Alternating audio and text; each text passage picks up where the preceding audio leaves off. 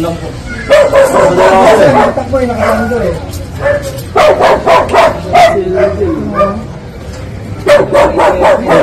Doon. Ang gusto ko tinawag, walang hiya kayo. Uy, hindi ba kayo titigil dyan sa ano ninyo? Ha? Tawag ko na ano?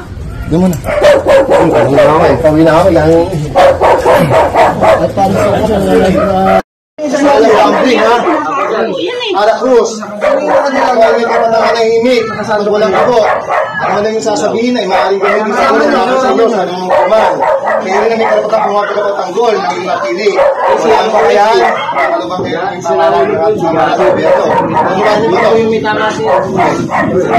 Arestado ang 3 individual dahil sa iligal na pagsusugal matapos magsagawa ng anti-illegal gambling operation ng Station Intelligence Section ng Pasig City Police noong 7 ng Agosto. Matapos makatanggap umano ng impormasyon kaugnay sa iligal na sugalan sa Mahogany Barangay Pinagbuhatan. Pasado alas 10 ng umaga, inaresto ang 3 lalaki na kinilalang sina Serge Bausas, 30 anyos, Danson Daniel, 43 anyos, mga taga Pinagbuhatan, at Alberto Roque, 63 anyos, residente ng Bambang.